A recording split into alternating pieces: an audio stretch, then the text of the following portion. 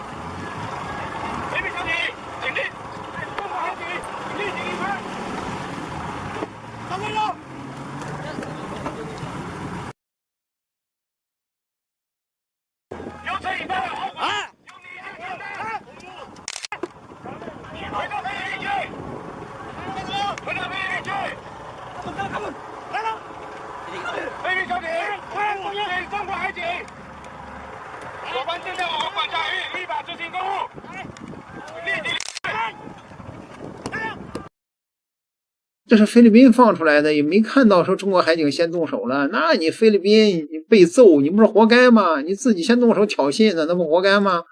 对此呢，菲律宾的总统小侯克斯啊，马克思啊，也召见了中国的大使。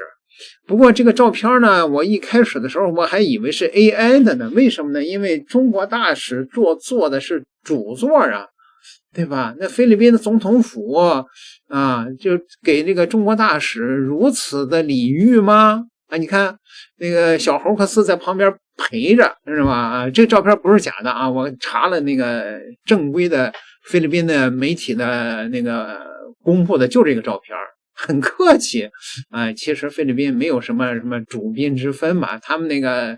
比较简陋啊，蛮夷之邦嘛，那地方比较简陋啊，所以呢，就这么小的一个会客室，那让中国这俩大使坐一块儿，也就没别的做法了，只有这种做法了啊。菲律宾的那艘破船应该解决了。1999年5月9号就坐滩仁爱礁的马德雷山号锈了27年了。中国在7月份南游159号与南游973号拖船已经完成了夜间无照明的拖夜的预演。海警03舰已经装上了遥控水炮，轰6挂鹰机12，歼10 6，空警500，无人机是全天的在盘旋啊。中方喊了27年拖走菲律宾当耳旁风，现在呢体系铺开，只差下令了。美国的航母不见影啊，日本的所谓的这个自卫队也不敢露头，那该到了动手的时候了吧？实在是不能再拖了，朋友们。台湾的名嘴对此呢也做了分析，他说中国的拖船已经在旁边虎视眈眈了，这个网已经撒下了，已经铺开了，他们认为这个破船被拖走也就是最近的事儿了。中国大陆对菲律宾真的耐心已经到头了，已经不想再忍下去了。好，其实对日本也是哦。来看到对这个菲律宾的部分，中国大陆此刻是不是真的要出手了，要拖走这个马德雷3号，就是菲律宾的那艘破船？好，先大家来这个回顾一下，前2天我们有讨论过，就是这个《纽约时报》曾经报道哦，就是巴丹群岛的问题。前2天大陆也是这个点出了盲点，说巴丹群岛应该就是中国的。那这个消息来源我们来看到是《纽约时报》曾经报道说，以前清廷曾经将巴丹群岛一并割让给日本，就是甲午战败的时候，连同台湾、澎湖还有巴丹群岛割让给日本马关条约，我相信大家应该都很清楚，历史课本里面都有，对吧？好，那后来呢？二战结束之后。根据开罗宣言等等国际条约，好，巴丹群岛当时应该要跟这个台湾、澎湖一样归还给中国大陆。当时的历史背景是这样的。好，而且呢，还有一点呢，我们来看到。其实不只是巴丹群岛，还有包括黄岩岛，现在中方也说是中国大陆的。为什么这么说呢？他们提出了一个历史的这个事件。好，它是1990年，是这个中国大陆的这个民众，他们呢去申请了所谓在黄岩岛上头的这个国际呼叫号码，就是那种呼叫的代号。好，有一点很特别哦，我去看了一下，这个是中国大陆所公布原文的，他们是这个根据菲律宾国家地图跟资源局资源资讯局，好，当时的黄岩岛这个菲律宾的这个驻西德大使他回应说，这个黄岩岛不属于菲律宾的领土主权范围，所以呢，你们想要去申请所谓的这个呼叫代号是可以的。好。这个图片呢，就是有很多这个爱好者，他们到了这个黄岩岛上头，哇，你看，原来当年长这个样子哦，而且高举旗帜，这个代号 BS7H， 它就是这个黄岩岛的呼叫代号。最重要的是 B 开头的这个代表它是中国大陆所属的。所以你看到由这件事情，这个中方认为黄岩岛就是中国的你们这些菲律宾的人，你们别忘了，当年就是有这件事情，你现在想抢也没有办法抢回去。这是这个《环球时报》最新提出的证据哦。回到我们电视墙里面你就能够看到了。还有呢，不只是这个代码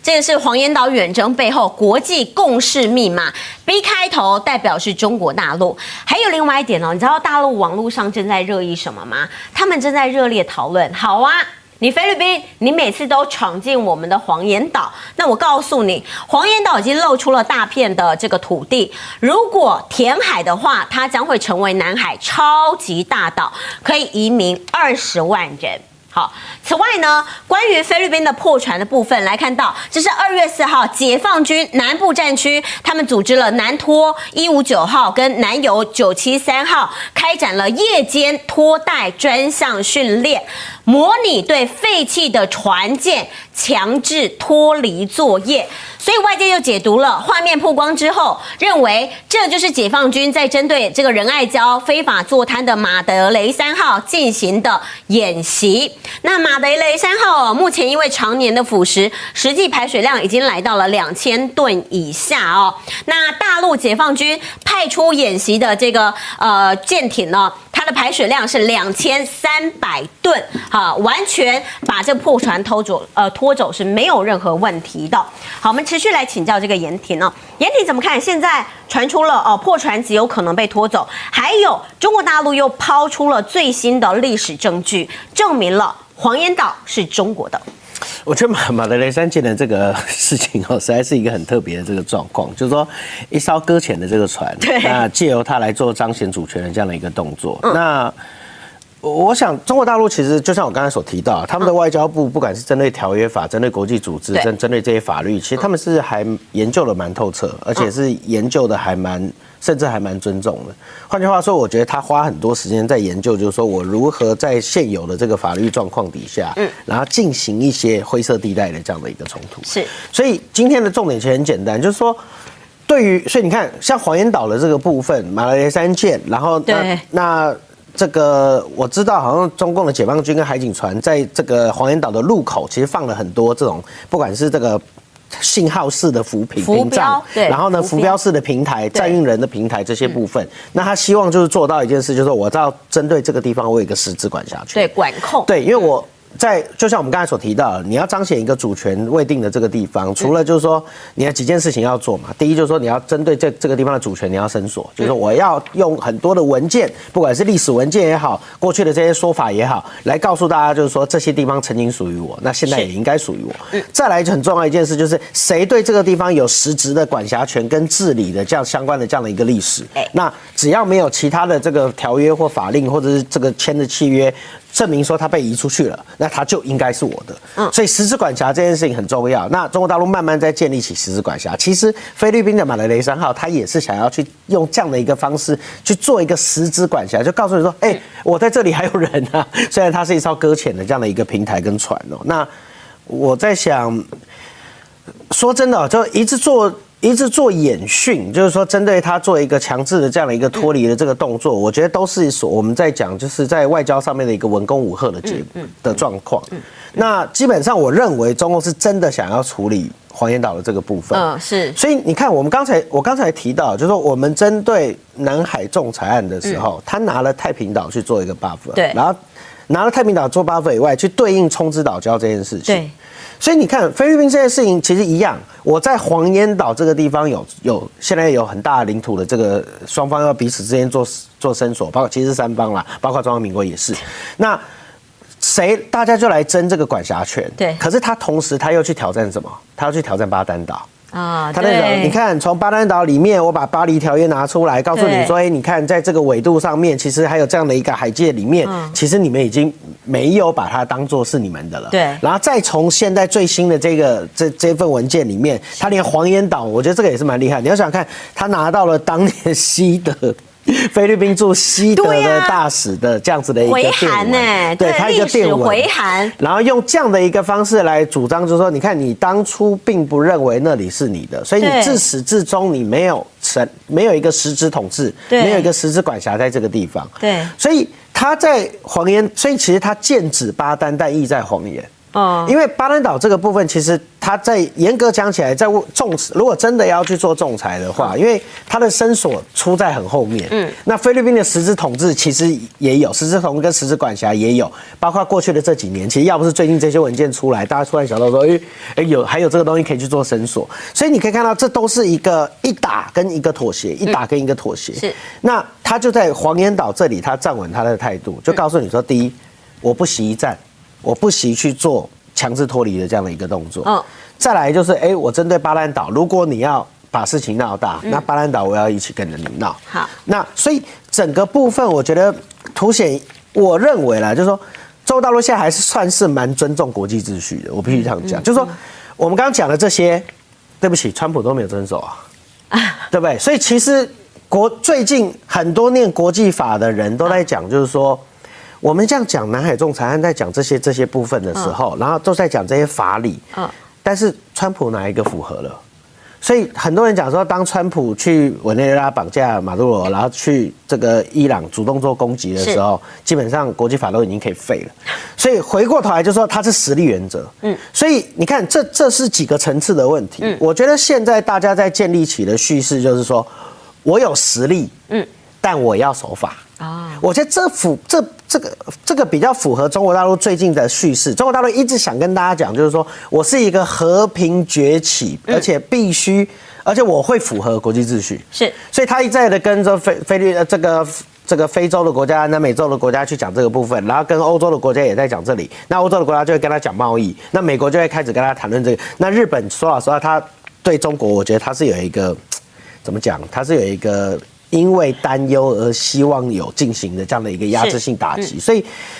你可以看到，他有几个层次，在实力这上面他不怕打，在法理上他希望跟你谈，然后在未来就是你如果要把事情闹大，我也把你未来有可能的，我们在讲这叫 collateral damage 啊，就是附带伤害，我会告诉你，就你要跟我扯，我就把事情烧到哪一个程度，所以他的层次其实坐在这个地方，我觉得就是展现出之后我有这样的一个态度。那我觉得看到这个地方，我真的觉得民进党政府你要想清楚，你到底要站在哪一个叙事上去做事情。我们或许没有那样的一个实力，可是我们自己本身的叙事你也应该坚持。你现在如果去做其他的游移，你有可能会间接的就放弃了我们中华民国对这些主权的主张了。是。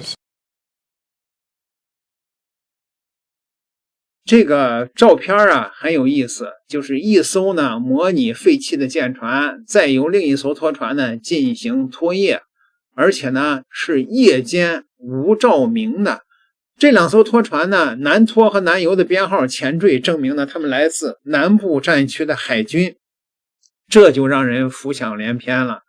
说对这个模拟的废弃船舶进行拖拽，并不是什么常见的海军的演练科目，甚至很多国家就不会进行类似的训练啊。说道理很简单，港口里的废船直接找拆船厂卖了，拖船厂会自己派船来拖，海洋里的废船直接沉海里就行，何必费劲巴力的拖它呢？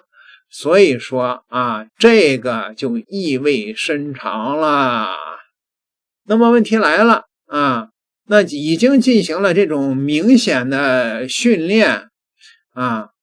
那么仁爱礁那艘破船还能待多久呢？而且中国是可以说是准备了很大的余量的。南游973模拟的是一艘排水量2300吨、长60米、宽10米的游轮啊，但是它的吨位比仁爱礁的那个破船大多了。而南游159呢，则是一艘7000马力的拖船，属于这种中等偏大的拖船。这个马力拖船拖力通常在70到90吨，足以在海面拖曳排水量2000到3000吨的舰船。马德雷山号虽然有100米长，但它的标准排水量不超过2000吨，即使坐沉后加装了不少生活措施，总重也很难超过2300吨的南游973号的最大的能力。这意味着